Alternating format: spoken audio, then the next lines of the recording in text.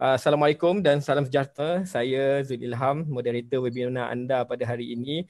Dan saya ucapkan kepada para pendengar yang berada di FB Live, yang ada di Zoom ni, selamat datang. Dan bersama-sama dengan kita hari ini secara maya ialah 4 orang panelis yang akan membincangkan topik kita pada hari ini, ke arah norma baru pasca Perintah Kawalan Pergerakan PKP towards the new norm post Movement Control Order MCO.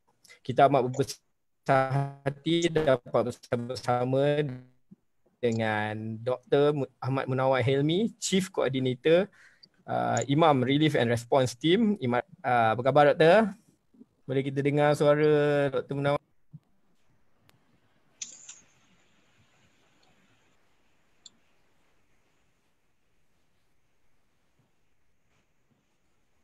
Apa khabar Dr. Munawar?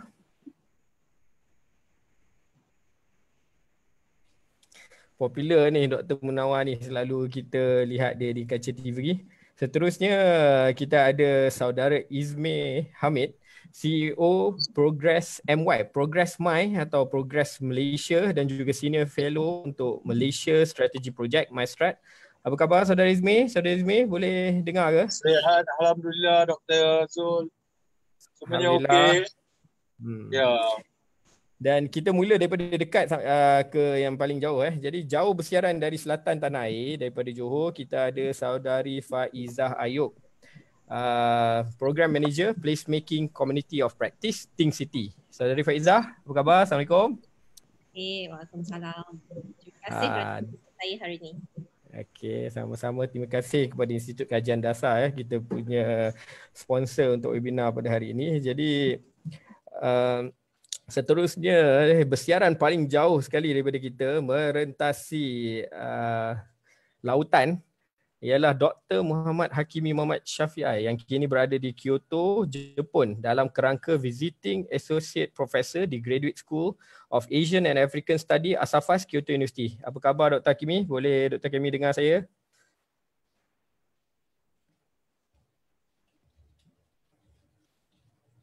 Dr. Hakimi?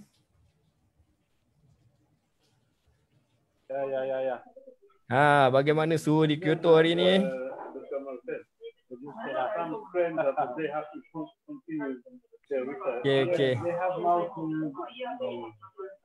Okey, terima kasih Dr. Hakimi. Jadi terima kasih buat semua panel. Jadi saya akan berikan sedikit pengenalan berkenaan dengan topik kita pada hari ini. Lantaran daripada serangan COVID-19 yang berskala peradaban ni. Jadi COVID-19 ni bukanlah serangan wabak yang biasa-biasa, ia berskala peradaban, boleh relatifnya boleh dibandingkan dengan apa yang telah terjadi di masa lepas, plague dan sebagainya. Masyarakat segala secara keseluruhannya, mahu atau tidak, perlu mengadaptasi terhadap norma-norma baru kehidupan, the new norms. Sebagai contoh, terma-terma work from home, e-learning, e-commerce, penjarakan sosial, limitasi travel, keperluan penjagaan kebersihan pada setiap masa, hygiene control dan contactless technology. Justru itu, saya berharap panelis kita hari ini akan cuba dapat memberi penerangan why our world will be different with this new norm and in search for positive change. Jadi tanpa membuang masa lagi, saya ingin bertanyakan soalan pertama saya kepada Dr. Munawar. Dr. Munawar bersedia? Dr. Munawar, dapat dilihat di media arus perdana, di TV dan juga di media sosial yang Imarat ni begitu aktif menjalankan aktivitinya membantu frontliners di seluruh Malaysia. Jadi untuk manfaat semua pendengar dan juga panelis pada hari ini, bolehkah Doktor update sedikit kita semua berkenaan status terkini on the ground berkenaan COVID-19 di Malaysia? Where are we heading to? Nampaknya kes-kes harian semakin berkurangan. Bolehkah kita mula berasa selesa, Dr. Munawar? Silakan. Okay, bismillahirrahmanirrahim. Terima kasih Dr. Zul. Terima kasih Institut Kajian Dasar. Pertama sekali saya beri sedikit pengenalan mengenai Imarat buat yang belum mengenali. So Imarat adalah stands for Imam Response and Relief Team. Ia adalah pasukan relief di bawah NGO Imam Islamic Medical Association of Malaysia atau Persatuan Perubatan Islam Malaysia, dan Imarat ini fokus kepada bantuan perubatan ketika bencana dan juga outreach kepada golongan terpinggir. Dan Imarat ini terdiri daripada majoritinya sukarelawan perubatan daripada doktor, nurses, jururawat, dan antara NGO yang diiktiraf atau bekerjasama lah dengan CPRC MOH untuk menangani wabak COVID-19 ini. Dan sebab kami pun adalah sebahagian besar adalah daripada kami pun bekerja di hospital, bekerja di klinik kesihatan, dan kami sendiri fahamlah apa keperluan di fasiliti kesihatan dan bagaimana keadaan di ground zero ni lah. Jadi secara introductionnya adalah kami bermula membantu untuk menangani wabak ini dengan bekerjasama dengan CPRC bermula 16 Mac 2020, dan ada beberapa inisiatif lah.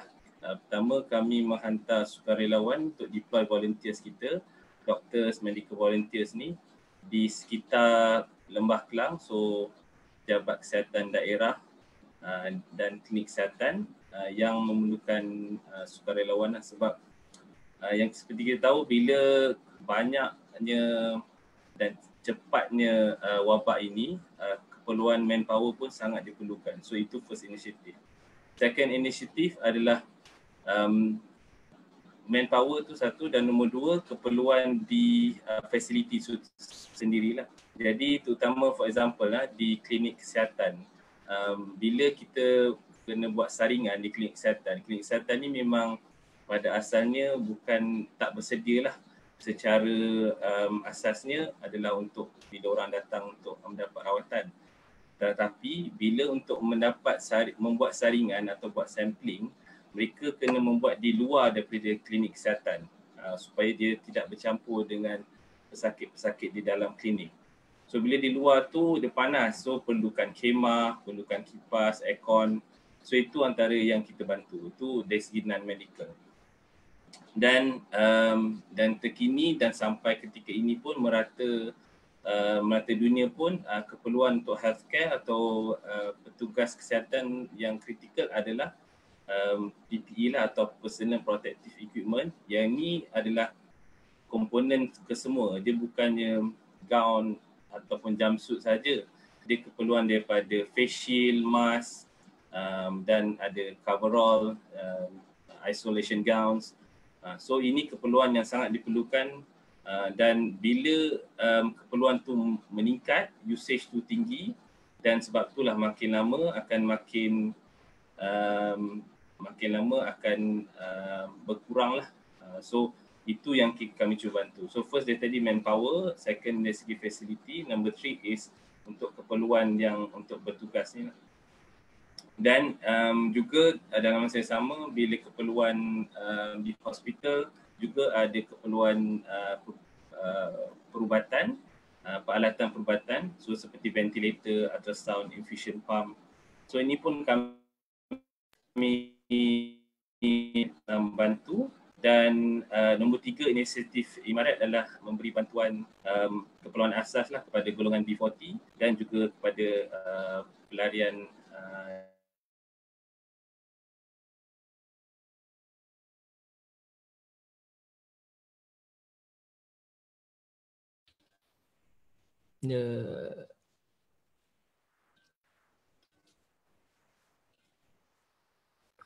Dr. Munawar jauh pula ni kita.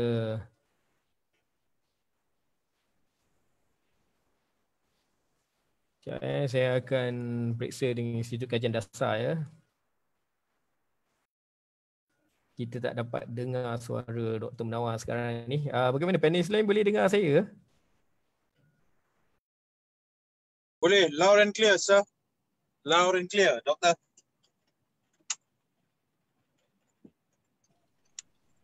Sebentar ya, kita bagi 1 minute or 2 minutes untuk technical uruskan.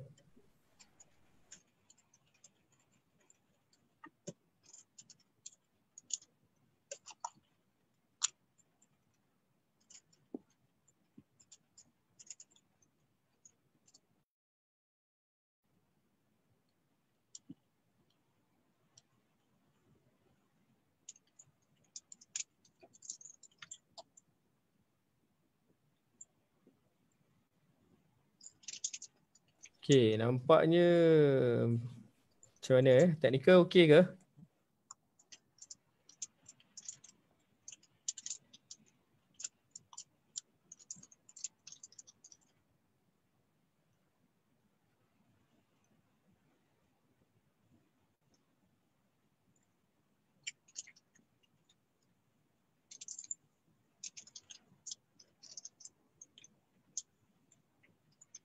Sementara tu kita suruh Faizah lah Okay. bercakap.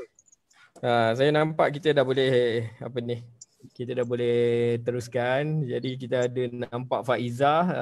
Saudari Izmi macam mana? Dengar saya ke? Dengar.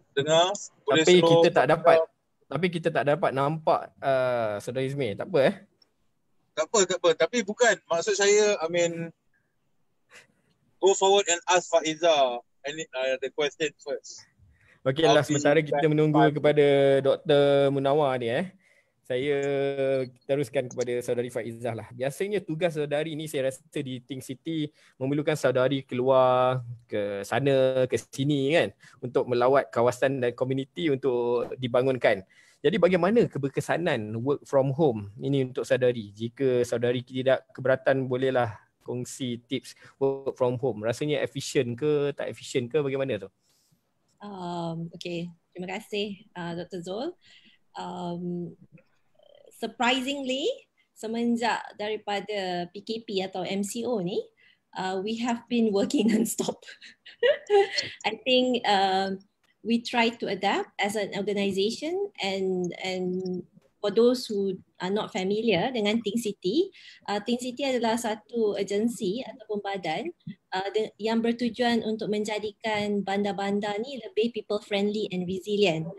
So by being the catalyst for change in the way that cities are planned, curated, developed and celebrated.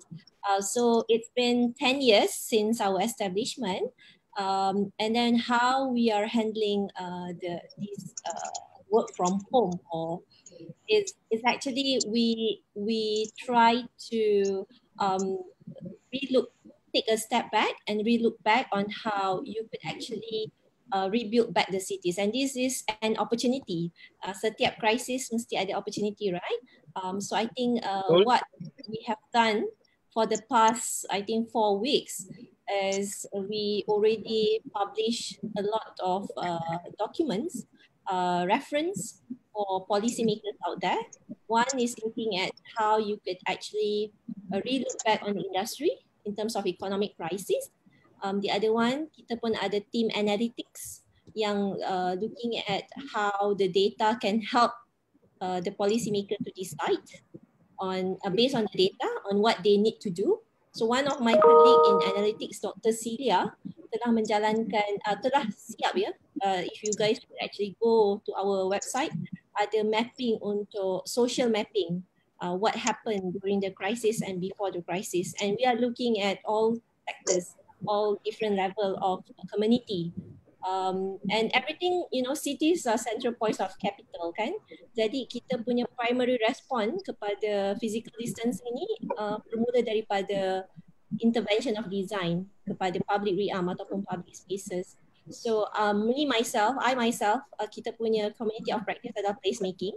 So placemaking ni adalah satu practice untuk redesign back your city based on community punya feedback ataupun community punya input. Yes, there will be a big shift. So usually selalunya bila kita buat design, kita tidak terus lukis di atas kertas. What we did is we get the community input, then we have to go and see the people one by one. But I think right now our team is currently working towards how we could actually develop the community ataupun cultural mapping. We call it culture mapping through virtual punya approach. So and yes, one of our team members are currently exploring that opportunity. Some of our publication are available online. I will leave the link for website untuk reference later.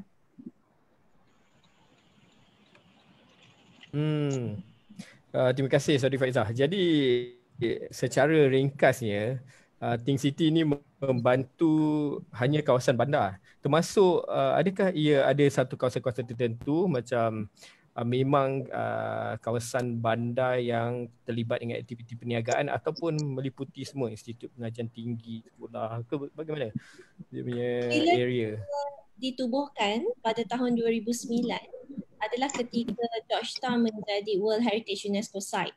So our mandate during that time adalah mendapatkan participation community untuk mereka bekerjasama dalam membangunkan bandar. So it won't be top-down approach. It is like bottom-top approach. Jadi kita ada perkenalkan program untuk mereka terlibat sama. Sebagai contoh, sekiranya anda mempunyai rumah kedai, ini di waktu ketika itulah 2009, ada pemilik rumah kedai lama mahu upgrade dia punya rumah kedai. Then we provide technical expertise and technical guidance. But over the time, our mandate evolve. Mandate kita telah berubah. Kita lebih menumpukan kepada regeneration and how to reinvent the city to make it more resilient and sustainable. So for time being, kita bertempat di Georgetown, Butterworth, Kuala Lumpur, di kawasan Medan Pasar Seni, and then di Johor Bahru, di kawasan lama, Bandar Lama Johor Bahru. We are not only looking at city, we are also currently looking at social housing as well. Terima kasih Saudari Faizah. Sama.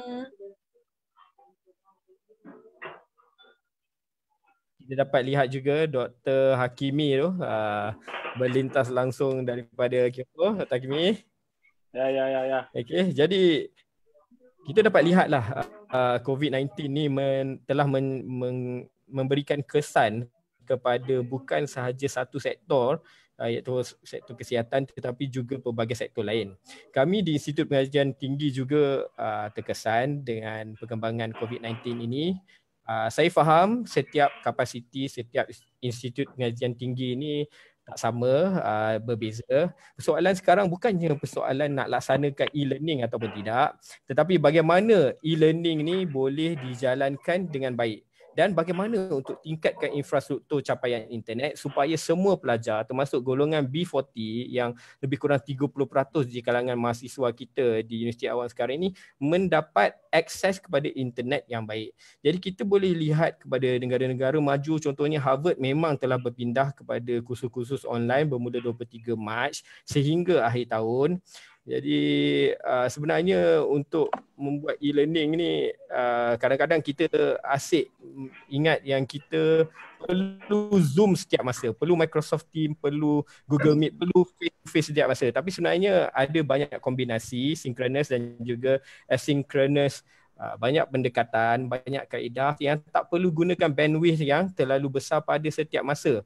Jadi saya harap semua warga-warga Universiti Awam be positif dan pada masa tu ada keperluan untuk kita naik taraf infrastruktur untuk meningkatkan pencapaian internet untuk semua mahasiswa. Jadi kalau di Jepun tu Dr. Hakimi, saya nak tanya, boleh kongsikan sedikit apa pendekatan kerajaan Jepun dalam mengawal penularan COVID-19 ni yang berbeza dengan di Malaysia, dan kalau di Institut Pengajian Tinggi tu bagaimana pendekatannya? Pihak berkuasa prefektur ada umumkan, gubernur ada umumkan darurat ke, bagaimana? Dr. Hakimi boleh explain sikit?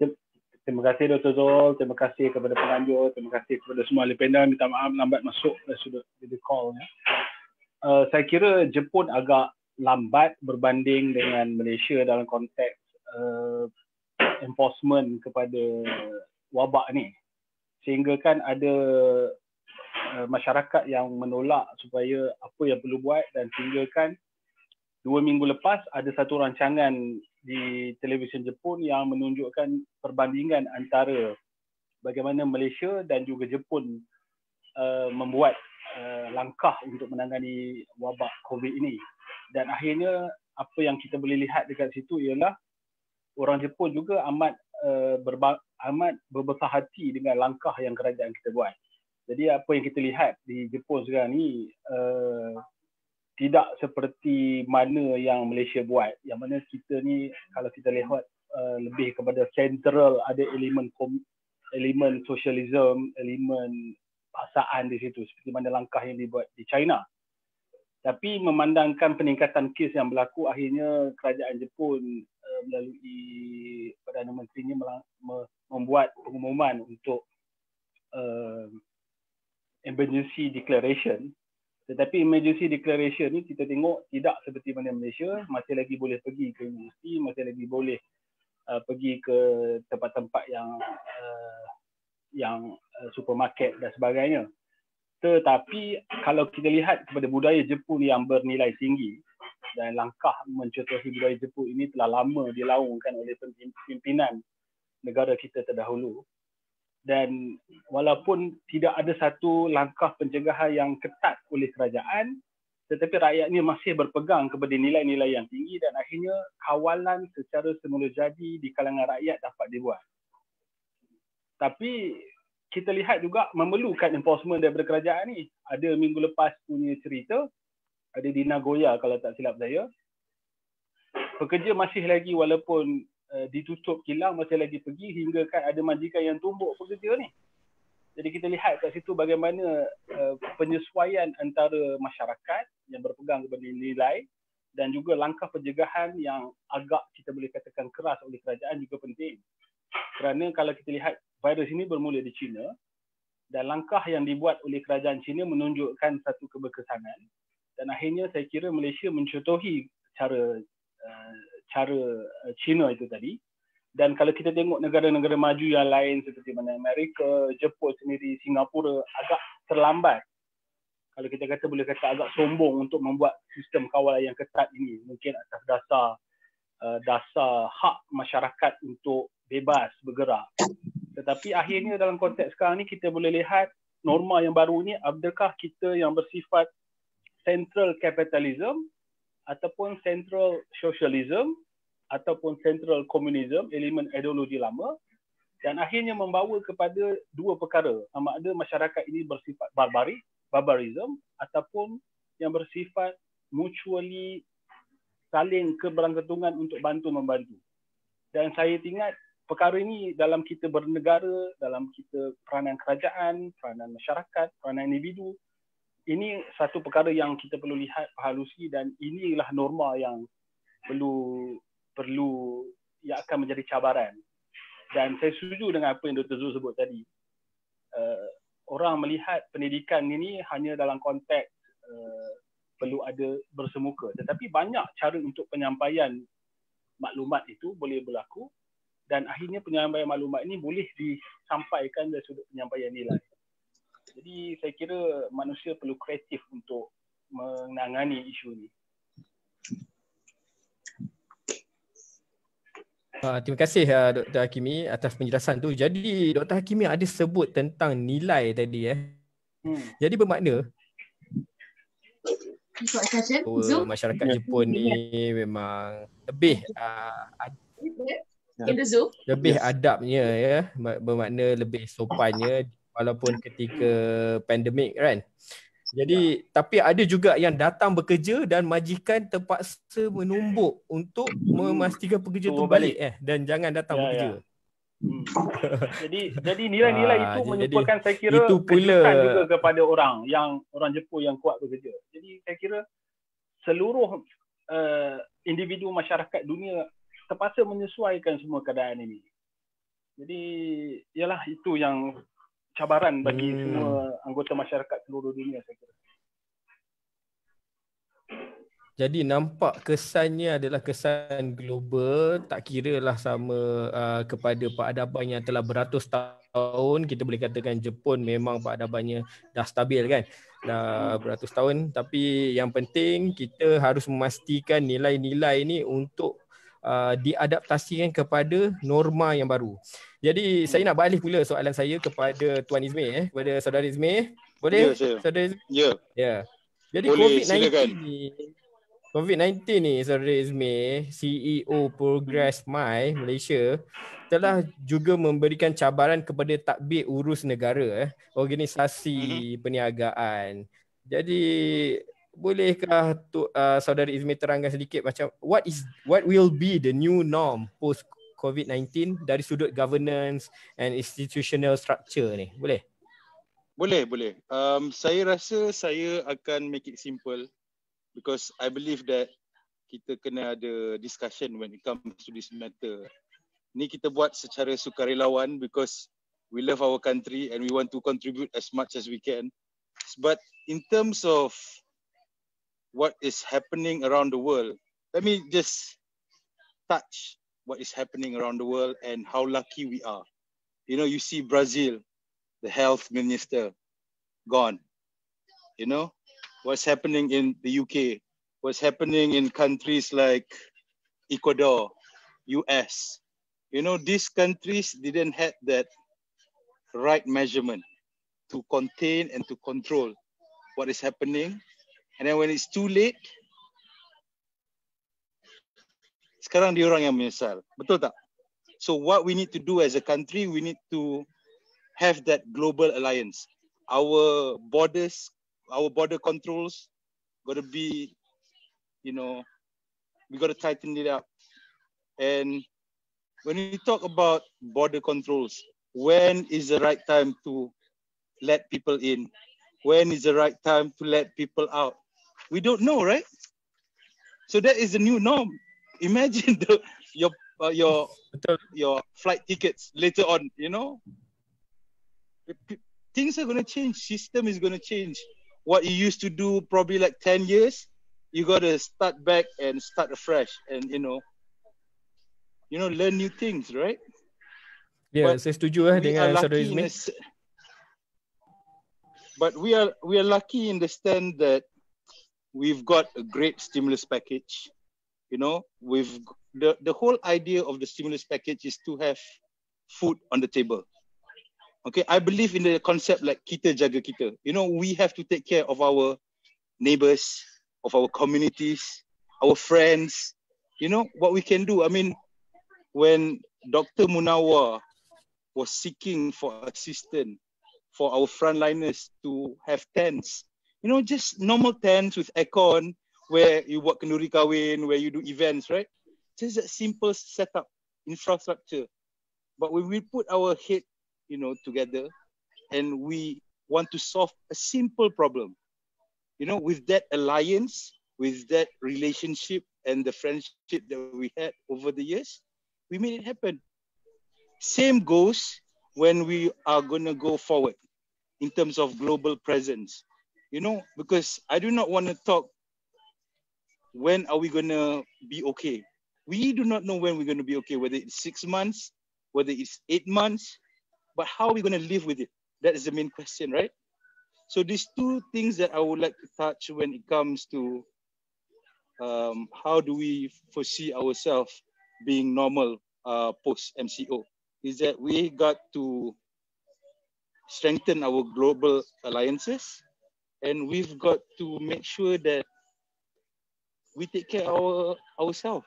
I mean, kita jaga kita. That the whole concept of,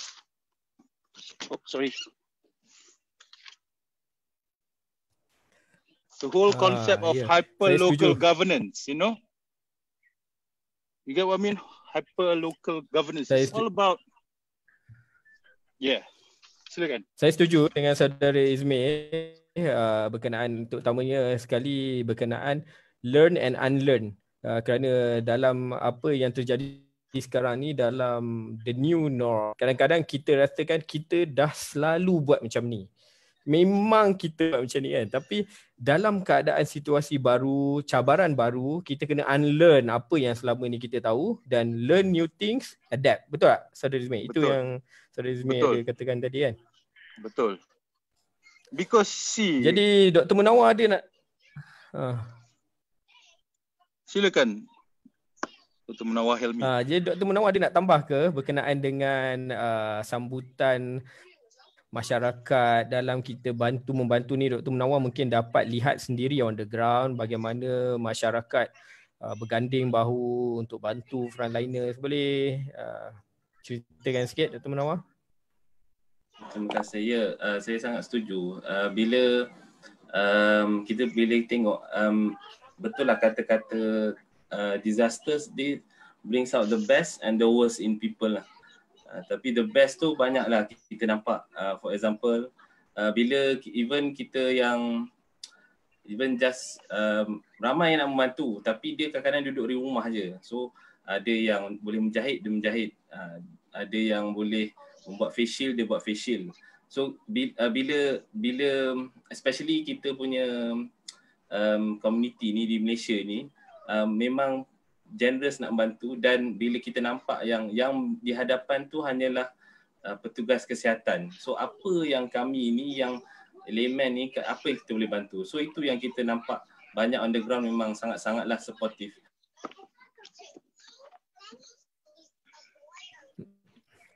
Bagus. Terima kasih ya Dr. Munawar. Dr. Munawar dah tersangkut. Semua orang tak kira latar belakang. Jadi kita suka mendengar bahawa civil society dalam membantu frontliners kita sama-sama berganding bahu membantu negara untuk menghadapi cabaran ni. Jadi berkenaan dengan work from home ni, baru-baru ni Dr. Munawar, kita ada terima SMS daripada pihak kerajaan tentang kepentingan kesihatan mental, dan saya juga buka kepada panelis lain lah untuk discuss. Bermakna ini menunjukkan kes kesihatan mental ni semakin serius. Jadi Dr. Munawar boleh kupas sikit, mungkin doktor aktif dengan NGO ni pernah berhadapan dengan situasi di mana ialah biasanya kita pergi bekerja setiap hari, ada peluang untuk kita unwind, orang kata lihat benda baru, tapi hari-hari kita terpaksa work from home, cabaran baru, ada yang mengalami cabaran dari sudut kesihatan mental. Mungkin Dr. Munawar boleh kupas sikit. Betul. Jadi berkenaan isu kesihatan mental ni ataupun mental health and psychosocial support lah, MHPSS. So memang saya sendiri boleh cerita dari sudut apa yang petugas kesihatan lah sendiri. Contoh dia, dan ini bermula bukannya baru-baru dan dah beberapa minggu lepas dah pun, yang di mana kita punya petugas ni datang, bayangkan kalau kita datang ke tempat kerja kita dan setiap hari kita nampak sahabat-sahabat kita ada yang tak datang sebab either mereka kena kuarantin ataupun mereka sendiri yang dimasukkan ke ward. Jadi dalam masa yang sama kita sendiri ada kerisauan, takut kita pula yang kena penyakit, dan takut kita pula bawa penyakit tu balik ke rumah kita. So ini antara yang dihadapi lah oleh petugas kesihatan sendiri. Dan memang adalah sampai mereka berasa down lah untuk ke bertugas. Jadi untuk ini memang di pihak KKM sendiri pun memang ada hotline yang disediakan kepada petugas-petugas ni untuk mendapatkan bantuan lah. Di rumah juga ini yang saya boleh nampak di petugas kesihatan lah di barisan hadapan. Tapi seperti mana krisis or disaster, memang kita akan normal untuk akan ada perasaan anxiety atau perasaan stres kepada tahap berdasarkan tahap seseorang itulah respon kepada situasi tersebut. Jadi cuma bagaimana kita nak menghadapi itulah. Even yang duduk di rumah pun mungkin ada yang tak tahan. Sehari boleh lagi, 2-3 hari dah tak boleh duduk diam, seminggu dah jam dah. So ini antara saya rasa sahabat-sahabat panel pun ada mengalami yang sama lah juga. Jadi itu yang kita katakan we find positif lah. Try to banyak dah all the psychologists and then all our psychiatrist friend pun banyak dah menceritakan bagaimana untuk di rumah apa yang kita boleh buat. Kalau spend masa with family, tengok comedies. So ini antara yang sedikit sajalah apa yang kita pun juga di rumah apa kita boleh buat sementara kita melalui saat-saat ni. Dan dari segi sudut pemberian bantuan tadi ada Saudara Izmi ada cerita dan apa yang kita volunteer di NGO bantu dalam psychosocial first aid atau PFA. Yang paling basic sekali adalah dia ada tier lah. Yang paling bawah sekali kita nak bagi sense basic keperluan. So contoh dia kalau orang tu stres sebab dia tak cukup makan, or stres sebab dia tak cukup PPE, or stres sebab dia tak cukup keperluan dia, dan itu yang kita provide first. Secondly, barulah keperluan dari sudut mental dia. Sebab dia mental health ni start daripada bila orang tu bila orang tu stres tu mungkin ada just dengan memberi kemah ataupun dengan memberi makan saja pun kepada frontliner tu, itu mengurangkan dia punya emotional burden lah. So kenapa yang bila contohlah pengalaman saya sendiri, saya jumpa sahabat-sahabat saya di kecemasan apa semua, dia tak risau langsung patient makin ramai ke ataupun kerja makin banyak ke ataupun tak kerja makin lama ke, hours makin lama. Yang dia risau adalah macam mana PPE kita penggunaan makin tinggi ni, tak cukup ni.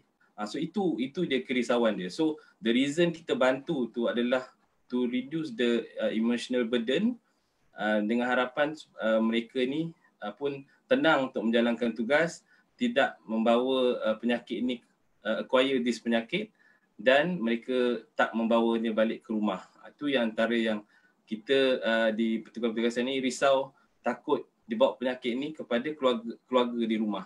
Itu yang kadang-kadang untuk diri sendiri pun dia redah dia. Yang betul ada yang jenis kita nak berjuang, tapi kalau aku sakit macam mana kau kat rumah. So itu antara yang dilema-dilema lah.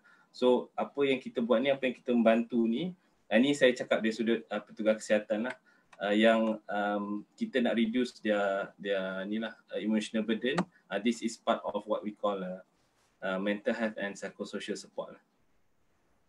Terima kasih Dr. Munawar. Nampaknya pesanan kerajaan ni betul lah, kerana bukan saja melibatkan mereka yang tinggal di rumah, tapi juga frontliners tu sendiri kan, yang menghadapi situasi mencabar setiap hari. Jadi saya faham Imaret dalam usaha membantu supaya kelengkapan cukup, maksudnya perkara-perkara yang boleh menjadi faktor untuk kesihatan mental tu terganggu, Imaret cuba bantu supaya frontliners kita akan terus terjaga lah kan. Jadi kita di rumah teruslah sentiasa positif. Banyak peluang, ada banyak peluang sekarang yang untuk masa yang selama ni kita tak ada, kita boleh gunakan masa tu untuk melakukan sesuatu yang bermanfaat. Jadi saya lihat di FB ni daripada host ada soalan daripada FB live kita. Jadi saya akan buka soalan ni kepada semua panelis. Assalamualaikum. In anticipation of higher maybe unemployment numbers and perhaps slow recovery, would the panelists agree that it is time for us to consider universal basic income as a social safety net? Jadi kita ada pakar ekonomi juga di sini, ada business entity juga, mungkin boleh Dr. Hakimi. Dr. Hakimi boleh dengar saya ya? Ataupun Saudara Izmi ke, setuju ke kalau soalan daripada FB viewer kita ni? Assalamualaikum. Ya, Dr. Hakimi. Kita ada soalan daripada FB viewer kita ni, Dr. Hakimi. Dia berkenaan dengan universal basic income as a social safety net due to high unemployment. Apa pendapat Dr. Hakimi? Sorry, tak dengar. Okay, saya ulang sekali lagi. Kita ada soalan daripada FB viewer kita ni. Assalamualaikum. In anticipation of higher unemployment numbers and perhaps slow recovery, would the panelists agree that it is time for us to consider basic income as a social safety net? Dan ramai juga yang bersetuju ni. Saya kira dalam keadaan sekarang ni, kalau kita tengok kepada asas ekonomi yang dalam keadaan COVID ni kan, apa makna kerajaan berbelanja 270 bilion yang kerajaan Malaysia telah belanja kan. Dan angka itu menunjukkan antara yang terbesar di kalangan negara-negara sedang membangun, negara-negara yang sedang berpendapatan tinggi ke arah pendapatan tinggi. Tidak ada negara yang lebih kurang kita berbelanja ke arah itu, kerana kalau kita tengok kepada kemelesetan secara asasnya. Apabila krisis berlaku, isi rumah tidak dapat berbelanja. Isi rumah dalam konteks yang unemployment, isu pengangguran itu berlaku. Sektor swasta juga tidak dapat berbelanja, kedai tutup dan sebagainya. Makanya kerajaan harus berbelanja. Itu langkah yang telah dibuat oleh kerajaan Malaysia, kerajaan Jepun sendiri. Yang terbaru, kerajaan Jepun umumkan setiap isi rumah, setiap rakyat dia akan menerima 100,000 yen, kurang lebih 4,000 ringgit setiap rakyat. Betul, saya ada dengar tu. Dan perkara itu juga dibuat oleh Malaysia. Dan kita harus ingat, kerajaan adalah entiti yang sesuai untuk belanja sekarang ni. Tidak ada, kerana kalau tengok sektor swasta tidak boleh, isi rumah tidak boleh. Jadi kerajaan dengan pelbagai insentif, bantuan buat, dan limpahan daripada perbelanjaan yang dibuat oleh kerajaan itu tadi, diharap akan dapat memberi kesan langsung kepada isi rumah dan juga kepada sektor swasta. Dan harus diingat, kalau kita tengok sebelum ni naratif yang menyebut hutang kerajaan, kita tidak boleh membandingkan hutang individu dengan hutang kerajaan, kerana dengan pengurusan negara yang baik, kita harus ingat kerajaan ni dia tidak ada macam kita 60 tahun tak boleh buat loan dah kan. Tapi negara ni semakin lama semakin berkembang, kemampuan membayar semula akan boleh membayar. Jadi dalam konteks hutang negara itu kita masih boleh lihat untuk kita boleh negara boleh buat untuk isu untuk menangani krisis ekonomi ni, dan itu yang dibuat. Dan kalau kita tengok krisis-krisis yang berlaku dalam sejarah negara kita sebelum ini, kebanyakannya bermula dengan banyak krisis ekonomi yang melibatkan minyak, petroleum. 73-74 apabila berlaku peperangan antara Arab dan Israel.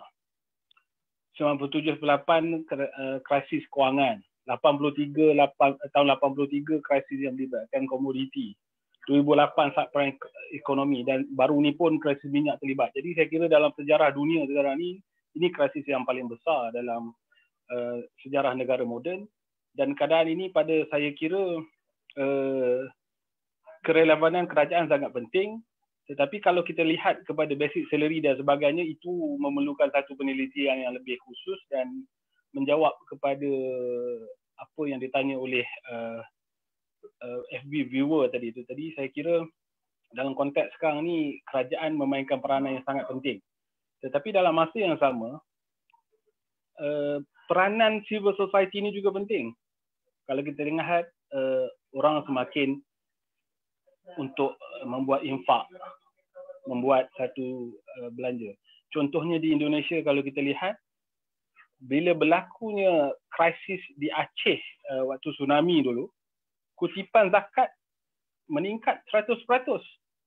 Begitu juga sekarang ni. Dan apabila Perdana Menteri Tan Sri Muhyiddin menyebut peranan zakat dan sebagainya, maka di situ kita lihat tadi. Dan dalam masa yang pertama tadi saya menyebut tentang sejauh mana antara norma baru ini sekarang ni antara central capitalism dan juga central socialism itu tadi. Yang mana dua kaedah itu tadi akan membawa kepada sejauh mana akan menimbulkan, adakah kita menuju ke arah barbarism yang memikirkan diri sendiri, ataupun kita ada mutual assistance di kalangan rakyat. Jadi dekat situ kita harus lihat semua faktor-faktor ini dari sudut mikro dan makronya. Betul. Terima kasih Dr. Hakimi atas penjelasan yang panjang lebar. Saya dapat faham daripada tu, yang bermakna stimulus package yang diberikan kerajaan ini adalah untuk menggalakkan masyarakat komuniti berbelanja supaya ekonomi kita terus bergerak, dan negara juga berbelanja dengan memberikan stimulus package ini supaya ekonomi kita tak stagnan lah. Betul Dr. Hakimi? Jadi seterusnya betul. Ada soalan seterusnya daripada kita punya FB viewer ya. Is being socially cold towards our own community members should be the new norm? So saya nak bagi kepada saudari Faizah lah soalan ni. Saya ulang soalannya, is being socially cold towards own community members should be the new norm. I believe that this is related very much to the no touch policy, meaning we couldn't really shake hands and give a hug like we used to give before. So kita perlu ada penjarakan sosial, kita perlu jarakkan diri kita. Jadi soalan dari every viewer ni, adakah being socially cold is our new norm? Mungkin Saudari Faiza boleh kupas sikit. Okay, sebab saya bekerja dengan bandar ya. Dan dari segi regeneration of the city, I will answer the question from the city's perspective first. So COVID-19 dia telah merubah orang kata pandangan kita terhadap tempat kita tinggal. 5 years back, I wouldn't say that Johor Bahru is the safest compared to Kyoto atau Japan. But right now, during the crisis, I feel that my city is much more safer than in Japan because of the certain measure being taken by the government, right? To prevent it, the pandemic from spreading. And then I believe that changes in this behavior will also change on the cities punya design or context. So cities right now dia tidak lagi melihat kepada konteks vibrancy sahaja, because vibrancy meaning that people are coming to the city, more economic activities, more cafes, more social activities. But what we are looking at now as policymaker adalah looking at how the cities can be more sophisticated in terms of public health, urban design, and there will be fewer ataupun lesser commercial or physical store because people are opting to buy online. And then of course usage of street akan menjadi different. So sebagai contoh ya, di Johor Bahru ataupun di Bandaraya Johor Bahru, satu projek yang sudah siap dengan kerjasama Majlis Bandaraya Johor Bahru adalah pelebaran pejalan kaki. This is a good new change. Maksudnya daripada kita ambil beberapa petak tapak parking untuk dijadikan pejalan kaki, and this is a shift from having the street for parked cars to having the street friendlier for the pedestrian. So with walkable and if you look at and not saying that people should be socially cold, people can interact in the city with a proper measurement that been done by the city council. So sebagai contoh, I think last week ataupun last 2 weeks, Auckland sudah memperkenalkan, I think the government of Auckland sudah inject certain fund to improve dia punya pedestrian walkway untuk melebarkan pejalan kaki. Dengan harapan bandar-bandar ini bersedia untuk menerima visitors ataupun people to walk in the city. And I think there will be decrease in demand of traditional meeting spaces and private offices. So people will opt for flexible punya tempat untuk mereka bekerja. It will be different approach, okay? And then shift to remote work environment. Maksudnya kita akan ada lebih banyak digital platform and function. So for example, today, this is like a conference, but I could be at home doing, So not to say socially cold, I think the term of social distancing should be changed to physical distancing, but socially connected. So I think that could give a different perception kepada masyarakat. And then bukan itu saja, I think city ni juga dia kena be able to withstand, to be resilient, not only for global pandemic tetapi threat-threat yang lain. Sebagai contoh macam flash flood dan sebagainya. So macam, and street hawkers, Malaysia is full of street hawker center. How are the guidelines, new guidelines could actually help the hawkers to sustain. And then kita kena faham all these hawkers ataupun peniaga pasar malam ataupun bazar, mereka adalah golongan B40. So bagaimanakah design city itu sendiri dapat membantu mereka menjalankan perniagaan tanpa risk, tanpa ada risiko untuk kena dengan this pandemic lah. Without those kind of risk of a health risk. So I think it shouldn't be socially cold. Human cannot stand, living alone. So it shouldn't be, the clause should be changed lah. It's not social distancing, it's physical distancing, but socially connected. But the city itself must be prepared. So this is what we in our organization trying to do, to come up with several recommendations for the policy makers, for the people that live in the government, city council, local authorities, to reconsider back their existing guidelines for the cities, how the street can actually help not only the pedestrian ataupun public, but also the economic activities. So ada orang berkata mungkin hyperlocalism, we're talking about hyperlocalism, right? There will be like a 20-minute city, how we could design that kind of 20-minute city. People tak payah pun guna public transport, but they can actually walk within the city. So it decrease the risk of getting the pandemic. I hope I answered the question. Terima kasih Dr. Faizah dengan Saudari Faizah tentang penerangan itu. Jadi saya dapat lihat, saya suka dengan penerangan berkenaan dengan terma physically distance but then socially connected. Bermakna dalam norma baru ni walaupun physically ada jarak penjarakan sosial, tetapi kita socially connected kan. Jadi itu adalah satu, dan saya juga setuju dengan berkenaan design sesuatu bandar tu perlu berubah mengikut perkembangan sekarang ni, bermakna mungkin orang masyarakat boleh lebih banyak berjalan, sebagaimana yang saya pernah melawat ke Abu Dhabi di mana bandar tersebut dibina khas untuk memudahkan masyarakat berjalan dari satu tempat ke satu tempat. Jadi dia dibina supaya fasad-fasadnya menghalang cahaya matahari. Di Abu Dhabi kan panas kan, jadi untuk supaya memang selesa untuk menggunakan jalan kaki, tak adalah tengah-tengah panas berpeluh semua kan. Jadi ada ke saudara Izmir ke nak tambah ke berkenaan will we be socially cold due to the new norm ke, saudara Izmir? Terima kasih Dr. Zul. I believe we will be cold for the next few months lah. We'll be afraid, you know. I mean, we have to accept the fact that benda ni akan jadi. Hello? Can you hear me?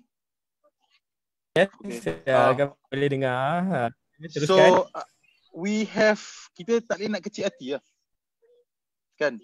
Kita sebagai rakyat, we have to face the fact that kita tak boleh nak kecil hati. People are going to change, people are going to treat things differently. We just have to learn how to adapt to this new environment. It's like crawling again, right? You gotta start crawl and then you walk and then you run. Simple ABC, you know. We just have to keep on understanding, because these are new barriers. You know, people have not faced this ever, but in the context of post-war, I would, if I were to put this right, and based on history, how Germany overcame World War. So if we were to treat this in this way and this manner, there's no right or wrong, right? We have to collectively think together as this group or small group, or you know, Think City can bring this forward to the council. We have to work together in order for us to re-establish relationships. That's how I feel.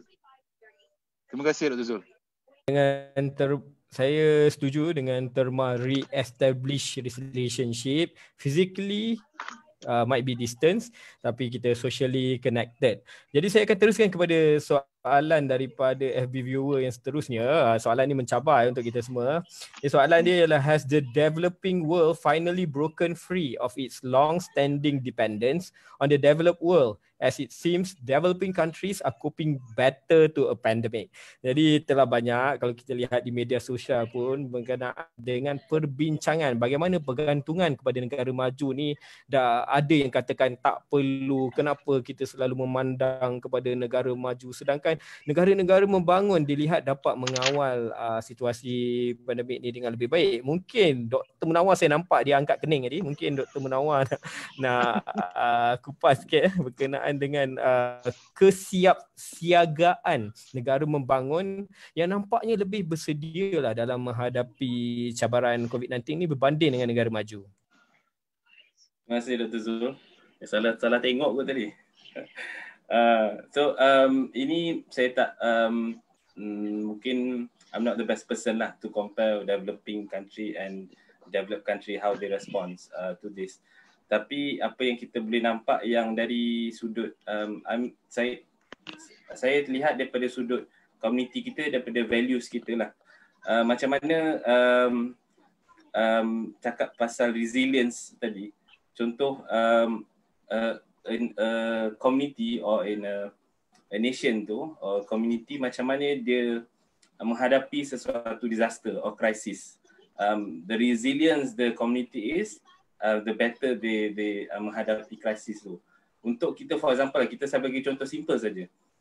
Kalau banjir di Kelantan kan, kalau kita ni yang di luar ni nampak banjir ni, kalau kena dekat Damansara banjir dah seminggu kita dah jam lah. Tapi kat Kelantan dia banjir, dia still boleh jual time banjir tu, dia still boleh jual makanan lagi, still boleh main air lagi. So that speaks a lot of resilience.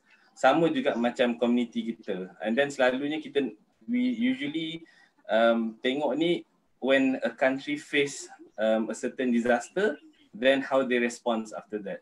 For example, macam Indonesia. Selepas Aceh 2004, selepas itu mereka membangun dan itulah keadaan Indonesia sekarang. Kalau disaster, sama juga di Jepun selepas suatu krisis atau selepas ketika perang dunia ketika itu. So lepas tu bagaimana mereka respons. Di Malaysia kita dari segi sudut disaster management selepas banjir yang agak teruk 2014, 2015, lepas itu negara kita ada ditubuhkan NADMA, National Disaster Management Agency. So memang waktu bila kena satu krisis tu akan drop, jatuh teruk, tapi selepas itu is how you bangun lah. So tapi untuk kenapa saya rasa, ini personal opinion saya lah, kenapa kita rasa di developing nation ni, for example lah macam kita kat Malaysia ni, kita ada semangat kalau dalam ni kita kat Malaysia je ada semangat kerja gotong royong tu. Kalau kita ada masalah apa-apa, kalau kita ada dalam community ni ada masalah apa-apa, kita sesama kita pun okey, kita akan bantu dulu ada semangat kejiranan, semangat gotong royong. That is I think a value yang kenapa we can say in our country why we are more more resilient or more menghadapilah apa yang kita hadapi sekarang. And then because of these values, kita respect each other, kita want the best for us and for our families, our friends. Compare dengan what we can see di US, for example. So the key is the values of how we brought up, our culture, compared to US yang saya rasa ada certain yang sangat teruk. The values yang they want freedom, lepas tu tak nak MCO. So now you can see what is happening in US compared to what is happening, what are we doing as a nation and a community menghadapi. Itu saya punya personal opinion.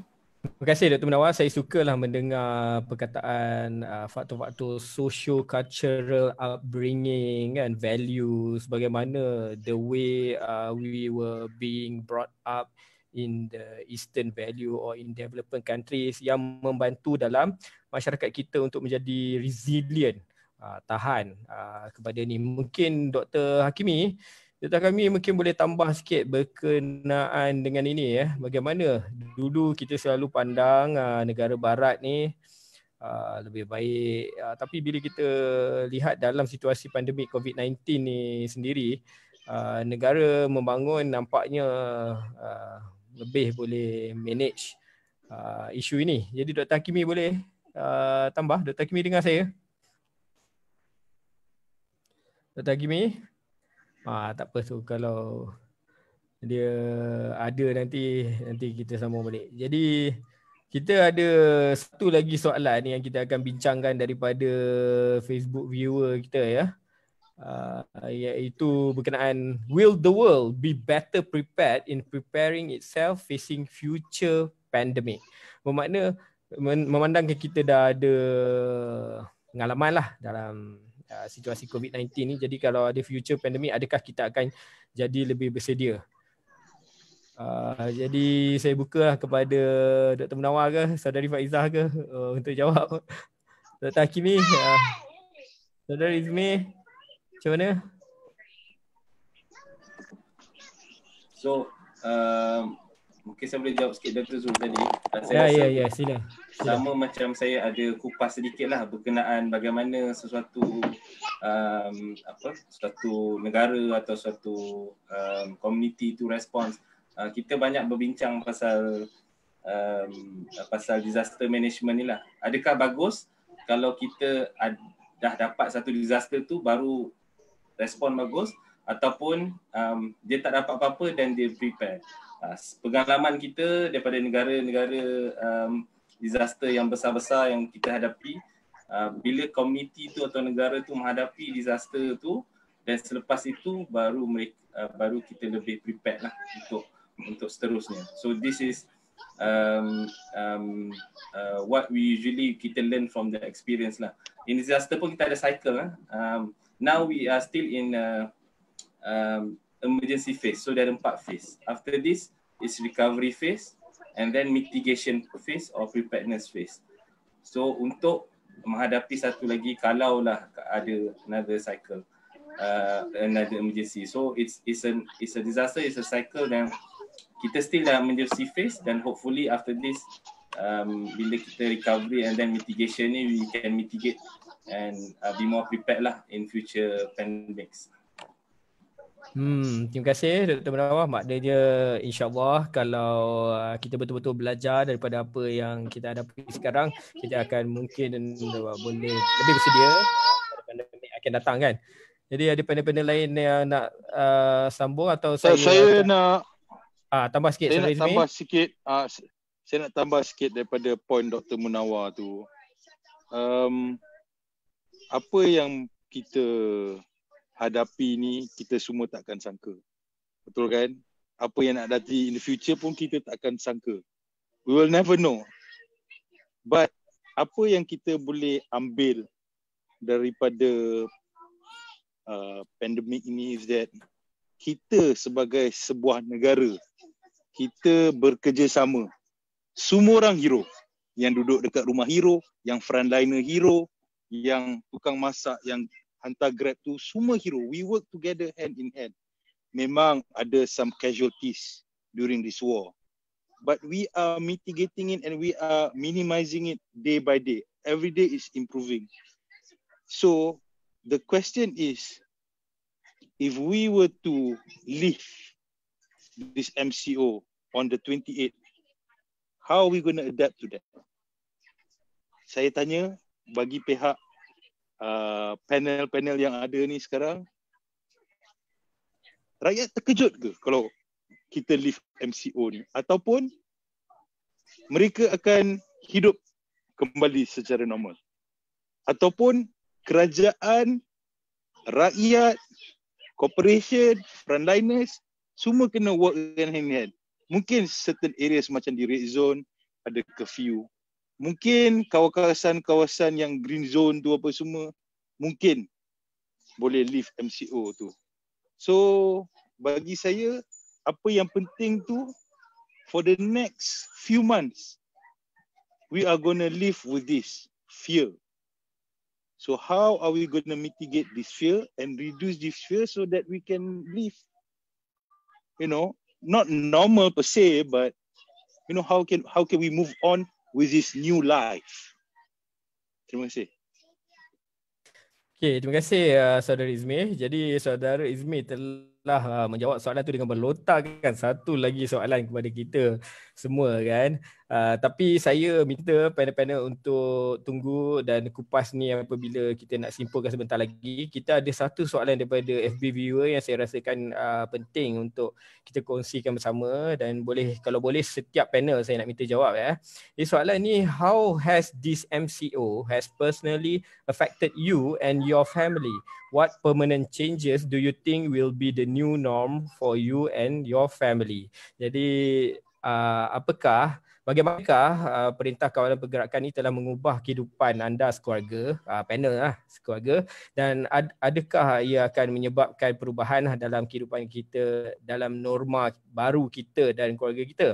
Jadi saya pun nak ambil kesempatan kerana saya berminat dengan soalan ni, saya pun akan jawab sendiri soalan ni. Jadi sebenarnya saya ni dalam keluarga saya punya father-in-law telah menghadapi beberapa situasi selepas perang dan juga ialah pernah terjadi konflik di dalam negara kita pada masa tu. Jadi dia terus mengingatkan saya perlu simpan makanan, perlu ada sardin, pasta, makanan-makanan kering yang perlu disimpan. Tapi saya ni sebagai seorang generasi muda kadang-kadang cakap, perlu ke kita buat sendiri, kita buat semua ni kan?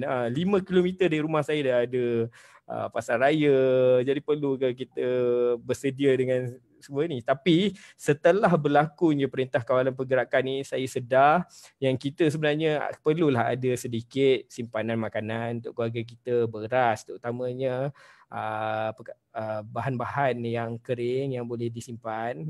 Jadi saya pun sendiri telah inisiatif untuk turut ada simpanan selain daripada hanya bergantung. Dan satu lagi ialah bapa mentua saya sendirilah selalu cakap you must have cash in your wallet. Padahal generasi sekarang ni kita memang bawa, kadang-kadang keluar bawa phone je, dengan phone pun kita boleh bayar kan.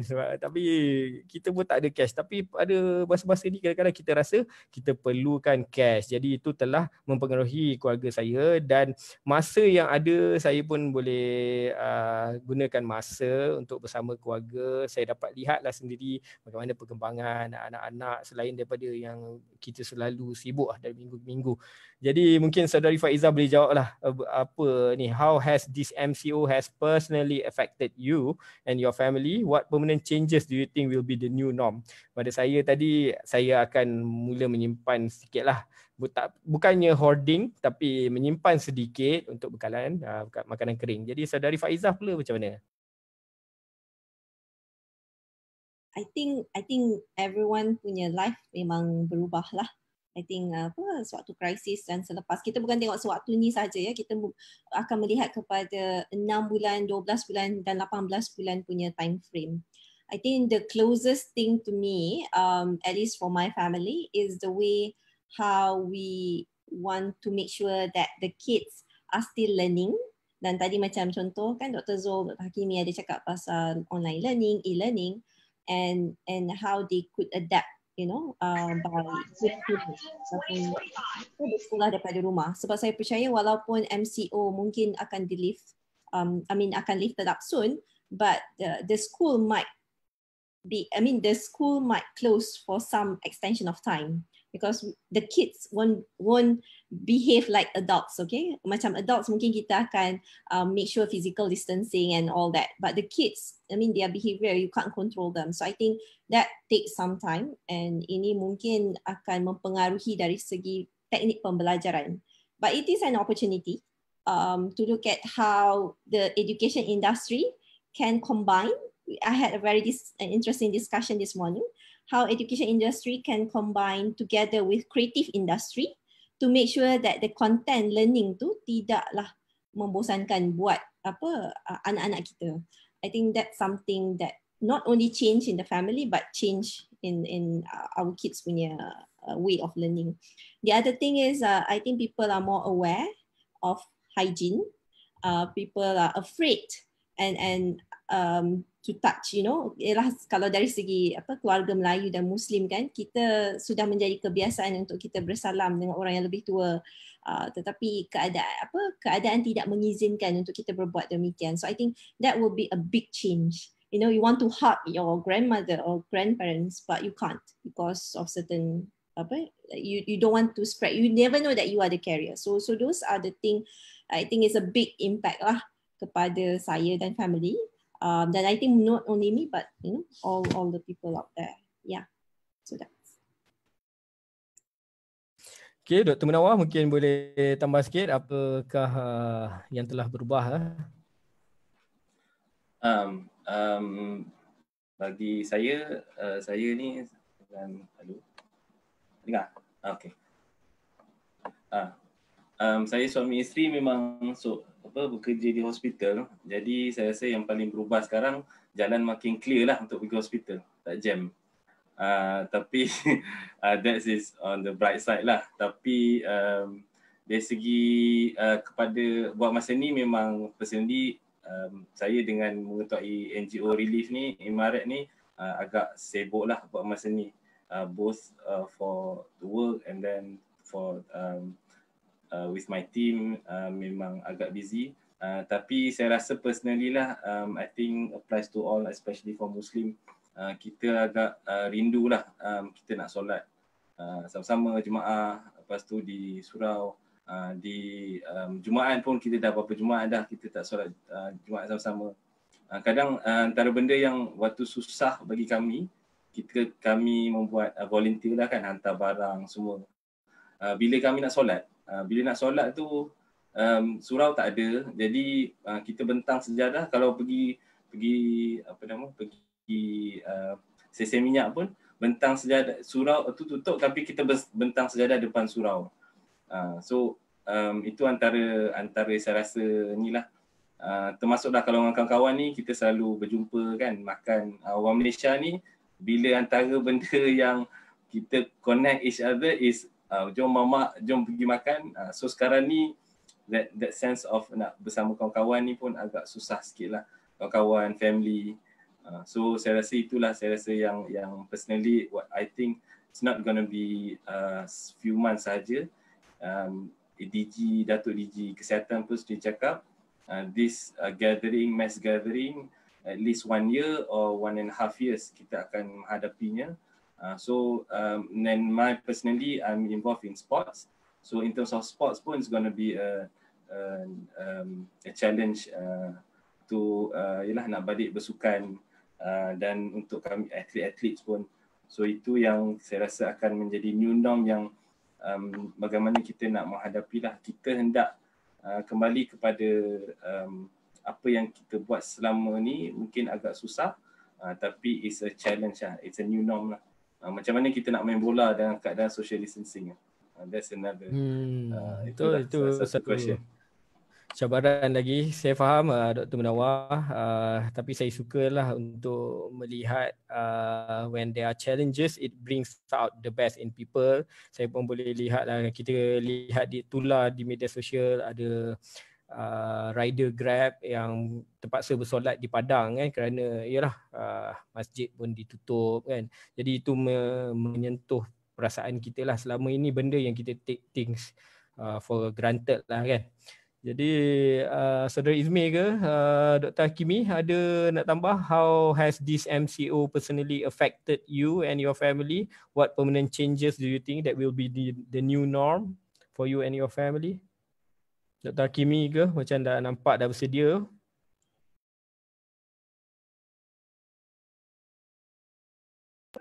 Ya, terima kasih Dr. Zul. Saya di sini seorang, jadi tak ada tu lah. Cuma dekat sini Starbucks tutup tu satu benda yang pelik lah. Cuma apa yang paling penting selepas ini, macam mana setiap individu itu tadi mempunyai satu pemikiran dan juga satu tanggapan baru lah. Kerana apabila benda tu baru, maka paradigma yang baru dengan hati yang besar, jiwa yang besar untuk menyesuaikan dengan perubahan itu tadi. Bukan senang macam Dr. Munawar sebut tadi, apa semain Jumaat tak ada. baru ni ada cikgu kata dah sepanjang 25 tahun jadi cikgu tak pernah UPSR tak ada. Lepas tu saya kata haji tahun ni pun kemungkinan besar tak ada. Jadi melibatkan spiritual, ritual, keagamaan. Maka setiap kita orang Islam perlukan satu benda yang baru lah. Dan dalam keadaan sekarang ni berlapang dada sangat penting, dan seperti mana kalau setiap kita tengok revolusi dan evolusi itu, kalau kita tengok sebelum merdeka, awal merdeka lu kita ada revolusi mental, maka sekarang juga revolusi mental itu harus dikuatkan dengan pemikiran yang berlapang dada dan pemikiran yang terbuka. Okey, Dr. Zul. Okay, terima kasih Dr. Hakimi. Jadi Saudari Izmi, ada apa-apa nak tambah ke sebelum kita nak wrap up? Terima kasih Dr. Zul. Bagi saya, a few things will change for sure. Like having breakfast with the kids, maybe 3 meals a day, but if they're not going to school, I mean, we're going to spend more time with our family. We are going to utilize our time even better. We want to do things that makes us happy, instead of chasing money. We want to do things more meaningful, because I believe that what we want to do is for our beloved country. We can't work in silos. We got to work together in order for us to achieve, greater good for not just for us, for our kids, for the future, because this recovery will take time, and we need to learn how to live with this virus. We just have to learn how to live with it, and we got to include and feature this as part of our new reality, right? Like probably government is going to do mass surveillance, to make sure rakyat-rakyat ni semua diorang tahu, we got to, border control will be even tighter. Orang nak masuk sini maybe kena ada medical cert ke, kena ada inject ke, that kind of measures. The world is going to be more paranoid. So yeah, we got to embrace it, or we're going to lose on this war. So as a nation, we got to work hand in hand lah. The government, rakyat, and we have to be the bridge, right? So we yang muda-muda yang ada kuasa-kuasa ni sikit kan, yang ada that link, so we got to, Terima kasih.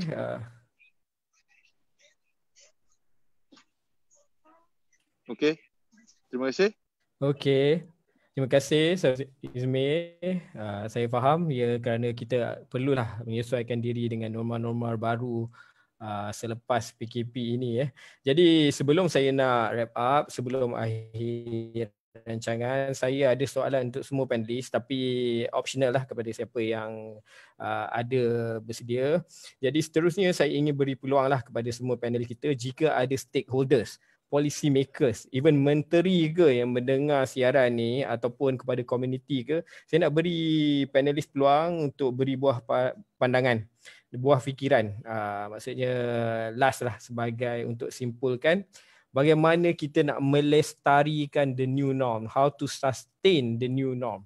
Jadi mungkin panelis yang dah boleh bersedia, bolehlah jawab berkenaan dengan soalan ni. Kalau ada apa yang nak disampaikan yang terbuku di hati kan, yang saya tak sempat nak tanya soalan tadi. Siapa dulu? Saudari Faizah ke, Dr. Munawar ke, Dr. Hakimi, Saudari Izmi? Macam mana? Saudari Faizah. Dia sedia. Wrap up lah kan. I think this pandemic are not new. Kalau kita belajar daripada history, right? I mean, pandemics ni dia selalunya dia thriving in very large crowd. I will talk in the perspective of cities. So until now, in modern days, people are attracted to a world large, vibrant cities. When we talk about New York, kita semua macam bestnya kalau duduk kat New York. But then again, I think and New York has been the home for like a lot of different population around the world. But dramatic increase in population meaning that the city are not ready. Okay, if you look at historically, 19th century pun bila bandar itu dibuka, bila bandar itu dibangunkan, terdapat banyak orang kata kekurangan dari segi facilities or amenities in terms of health dan public health dan sebagainya. So I think, yes, it is a crisis, but this is also an opportunity for us to improve our city more. So for example, 19th century bila ada cholera cases in New York, that's where they actually improved their sanitation system. Okay, but that was back in 1850s or 1860s if I'm not mistaken. So this time around, we are talking about how a city could face a pandemic threat, dan bagaimana design city itu sendiri sepatutnya memberi peluang kepada manusia berinteraksi dan bersosial. So walkability factor, more public health punya measure in the city, more cleaner environment, looking as simple as looking at laneways, back lanes, setiap rumah kedai. People are going to be like what Saudari Izmay said, people will be very afraid to go out, right? But how can we make sure that our cities are going to thrive dengan pendekatan-pendekatan ataupun guideline-guideline baru dan juga improvement baru. So sebagai contoh, I think kerajaan kena berbelanja kan. So kerajaan semestinya one of the easiest lah is to increase more funding untuk construction, right? Construction for walkways, jalan dan sebagainya. So rather than depend kepada design yang lama, why don't the government take this opportunity to re-look back at the design that have more pedestrian punya friendly approach, so that our city have more green area, more public spaces yang lebih friendly, more seatings yang lebih selesa, sebab city should be inclusive and not exclusive. So selalunya bandar-bandar yang yang selesa ni ataupun kawasan yang selesa untuk public di bandar ni selalunya very exclusive. You know, kalau Publica, you go in Publica, you could have all the facilities there. But if you go to somewhere like Meldrum area in Johor Bahru for street hawkers or people, you know, like in B40, you can't have this kind of amenities. So this is the right time to make sure that your city is inclusive by providing all the basic amenities and facilities untuk dinikmati oleh semua golongan. So this is my hope, and I really, really hope this is very simple, very easy. All the guidelines, all the designs are out there. We can just, copy and bring it to local context. So this is my hope lah to overcome this pandemic crisis. Terima kasih Saudari Faizah. Okay, seterusnya Dr. Munawar, maybe sedikit kesimpulan atau Saudari Izmay ke? Terima kasih Dr. Zul. Jadi saya rasa macam saya cakap first kali waktu saya my first word tadi is in a crisis ni it brings out the best and the worst in people. Saya rasa kita harap yang the best in people ni diteruskan, dan kita harap yang the worst in people ni kita jauhkan, dan kita kalaulah ada yang kita nampak, kita nasihat, sama-sama menasihatilah. Dan kita harap dengan segala yang terjadi ni, insyaAllah dia akan berakhir. We have faith, teruskan apa yang kita buat, duduk di rumah, jaga hygiene, dan selepas ni pun kalau dah lift up MCO pun teruskan, sebab macam mana sekalipun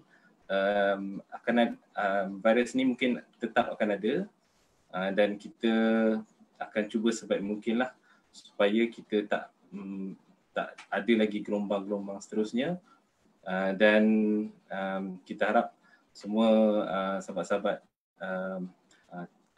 akan aplikasikanlah ini, dan insyaAllah kita doakan terbaik. Terima kasih Dr. Munawar. Saudara Izmay, Dr. Hakimi, mungkin ada simpulkan, boleh simpulkan. Saudara Izmay lah dulu. Silakan Saudara Izmay. Hello. Ya, saya to, boleh dengar. to summarize what I have said earlier, in terms of governance and institutional structure, we got to first strengthen our global alliance, and secondly, our hyper-local governance is critical more than ever. If we can do these two main things in terms of institutional structure wise of government, I mean, with the help of NGOs, we can beat this epidemic together. And in order for us to stay united as ever, we have to embrace this. It's going to be part of us for the next 6 months, at least for me, I feel.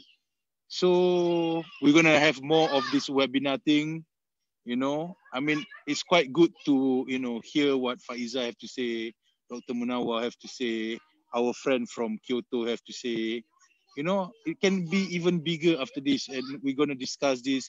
And if we can bring one or two pointers to, our leaders or our ministers about how we feel, on this ground level. I mean, this rakyat, punya perception, then, we can meet halfway, right? So I hope we could work hand in hand in order for us to achieve one common goal, which is a better Malaysia. Terima kasih. Terima kasih Saudara Izmi. Well said.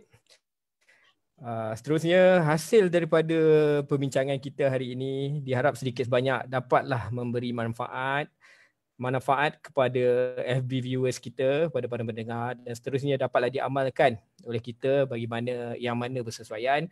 Akhir kata, saya ingin juga mengambil kesempatan ini untuk mengajak semua rakyat Malaysia untuk berfikiran terbuka dan positif dalam menghadapi pembaharuan dalam gaya hidup ataupun yang dipanggil sebagainya susah tetapi adalah bisa tegal biasa. Kerana menganjurkan webinar ini. Terima kasih semua ahli panel, Saudari Faiza, Dr. Munawar, Saudari Izmi dan juga Dr. Hakimi di Kyoto, dan para FB viewers sekalian. Salam hormat, terima kasih. Assalamualaikum. Thank you. Bye-bye.